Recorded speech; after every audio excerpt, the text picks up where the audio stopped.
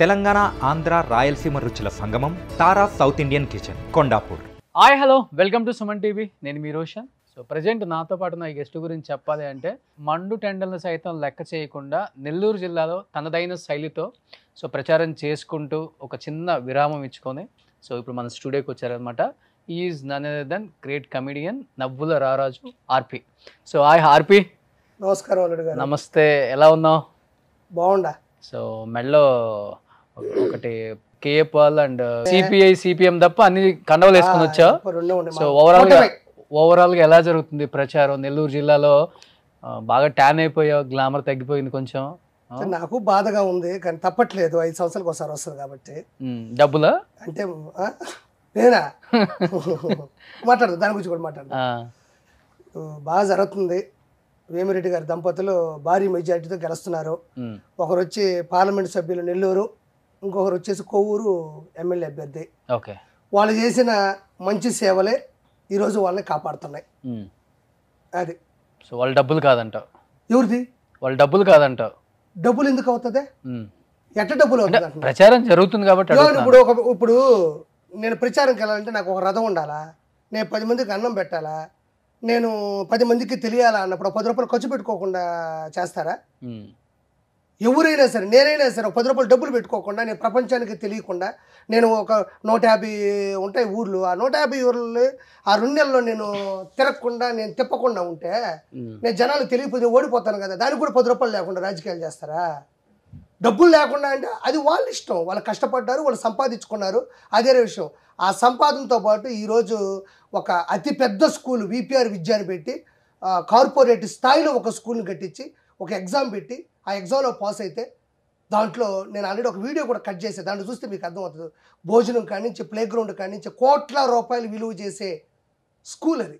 అక్కడ చదువుకునే వాళ్ళని కూడా నేను అడిగిన, మీ అమ్మ ఏం చేస్తుంది, మీ నాయన చేస్తుంది అంటే అందరూ కూడా ఒకరు సెలూన్ షాప్లో పనిచేసేటోళ్ళు, ఇంకొకరు వచ్చేసి కటింగ్, అదే మన ఏదో చిన్న చిన్న క్యాటరింగ్లో పనిచేసేటోళ్ళు, ఆటో డ్రైవర్లు కూతుర్లు.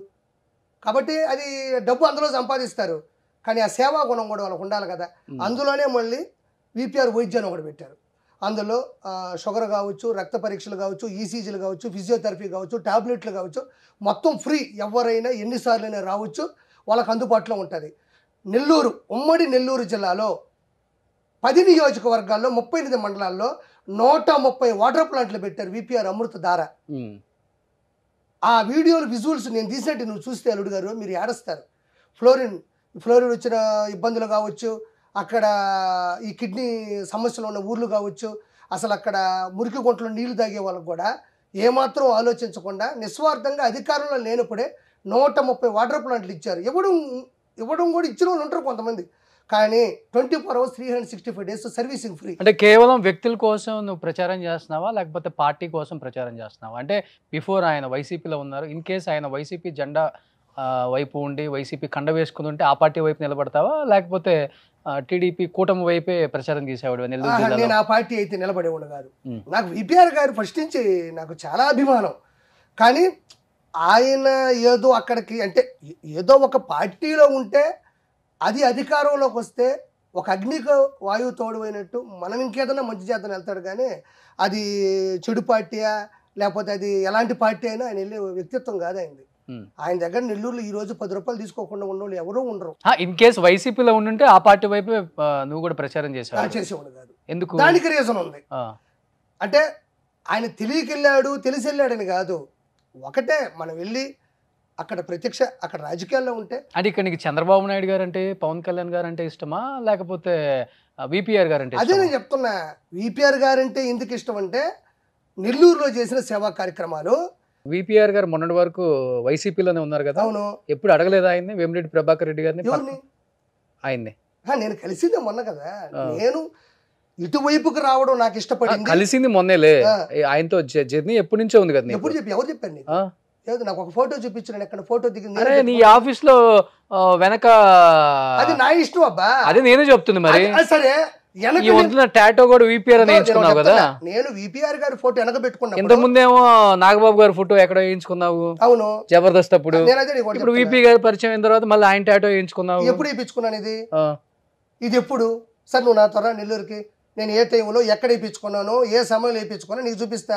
లేకపోతే బ్లడ్ టెస్ట్ శాంపిల్స్ ఉంటాయి కదా, ఇది ఎప్పుడు వేయించుకున్నానని అంత దిగజారిపోయి టాటూలు వేయించుకొని ఎదుటోడి దగ్గర అడుక్కుని తినే స్థితికి ఆర్పి దిగజారిపోడు. ఇందులో నా వైఫ్ పేరు లేదు, మా అమ్మ పేరు కూడా లేదు. నాకెవరు ఇన్స్పైర్ చేస్తారో వాళ్ళదే ఉంది. ఇంకో విషయం చెప్తున్నా, ఆ రోజు ఇష్యూ జరిగినప్పుడు కూడా ఇంటర్వ్యూ జరుగుంటుంది ఇక్కడ, ఆ రోజు కూడా నువ్వు ఒకసారి చెక్ చేసుకో. నేను కింద కూడా ఒకటి చెప్పుంటాను నీతో మాట్లాడేటప్పుడు విపిఆర్ గారి గురించి. కింద నువ్వు నేను మాట్లాడుకునే ఇంటర్వ్యూలో కూడా నెల్లూరులో విపిఆర్ అని ఒక వ్యక్తి ఉంటాడు, చాలా గొప్ప వ్యక్తి అని చెప్పుంటాను నేను. తెలుసు నాకు, నేను ఇప్పుడు కలవలేదు. నేను అదే నీకు చెప్పేది, నా వెరైటీ అదే. నా వెనక విపిఆర్ గారి ఫోటో ఉందన్నావు కదా, నేను విపిఆర్ గారితో దగ్గర ఫోటోని పెట్టుకుంటాను కదా నాకుంటే. ఆయన గురించి నువ్వు విని ఫోటో పెట్టుకున్నావు అంతే. విన్నాను, యూట్యూబ్ లో చూసాను నేను కరోనా సమయంలో. అబ్దుల్ కలాం గురించి కూడా వినే ఉంటావు, ఆయన ఫోటో పెట్టుకోలేదు. ఎవరు? నువ్వు. నాకు ఆయన అడ్మైర్ అయింది. ఇప్పుడు అబ్దుల్ కలాం గారు ఉన్నారు అంటే నేను అబ్దుల్ కలాం నేను తప్పుడు పెట్టింది కాదు. ఇక్కడ జవహర్లాల్ నెహ్రూ గారు ఉన్నారు, గాంధీజీ గారు ఉన్నారు. నాకు లోకల్ గా నా జిల్లా మీద నాకున్న గౌరవం, నా ప్రేమ నన్ను అలా నడిపించింది. అందులో తప్పే ఉంది, అది నా ఇష్టం. మరి ఎప్పుడు మాట్లాడలేదు ఇన్ని సంవత్సరాలలో? ఏది ఎప్పుడు? ఇప్పుడు 5 సంవత్సరాలలో ఎప్పుడు మాట్లాడలేదు కదా. సమయం రాలేదు. సమయం ఎందుకు రాలేదు? నీ గొంతు రాలేదని చెప్పొచ్చు కదా. ఇప్పుడు వరకు మధ్య యాంకర్ శ్యామల గారు ఒక కామెంట్ చేశారు కూటమి గురించి ఎస్పెషల్. అంటే నువ్వు ఆ పార్టీ వైపు ఉన్నావు, ఆ పార్టీలో చంద్రబాబు గారి సమక్షంలో జాయిన్ అయ్యావు, ఇప్పుడు తీర్థం పుచ్చుకున్నట్టే కాబట్టి చెప్తున్నాను. ఒక ముసళ్ళ తోడేలు, గుంటనక్క, కుందేలు గురించి ఒక స్టోరీ చెప్పారు, నువ్వు వినే ఉంటావు. ఇప్పుడు శ్యామల చెప్పిందయ్యా, స్పోక్ పర్సన్, భారతదేశంలోకి విలువలు ఉన్న వ్యక్తి, భారతదేశంలోకి ఆ మనిషి చెప్పిందే స్టేట్మెంటు. ఇప్పుడు వాళ్ళ హస్బెండ్ కూడా ₹1 కోటి ఏదో ఎవరిదో ఎగ్గొట్టాడని చెప్పేసి కేసు నడుస్తూ ఉండాలి. నువ్వు కూడా చూసుకో నిన్నేమంటారు ఏంది అనేది. రెండవ పాయింట్, మనం మాట్లాడేటప్పుడు కూడా నువ్వు అన్ని నిజాలు మాట్లాడగలవా? నువ్వు అన్ని ధైర్యంగా మాట్లాడగలవా? ఏదో మాట్లాడేస్తే 2 ఛానల్లో పడిపోతే ఇది ఎలక్షన్ టైం నడుస్తూ ఉండాలి, రేపు గెలిస్తే ఏదో అది కాదు కదా. నువ్వు నిజం మాట్లాడు, తప్పే ఉంది. అందులో అన్ని విషయాల గురించి మాట్లాడు. ఆ ఒక్క విషయం ఎందుకు వచ్చింది నీకు? వాణి ఏదో మాట్లాడకుండా గాలిస్తే ఎగిరిపోయి గడ్డిపోసలు మనకి ఎందుకు అట్ట పోతా ఉంటాయి అంతే. సుమన్ టీవీలో మీ పర్సనల్ అండ్ బిజినెస్ ప్రమోషన్స్ కోసం కింది నెంబర్కి కాంటాక్ట్ చేయండి.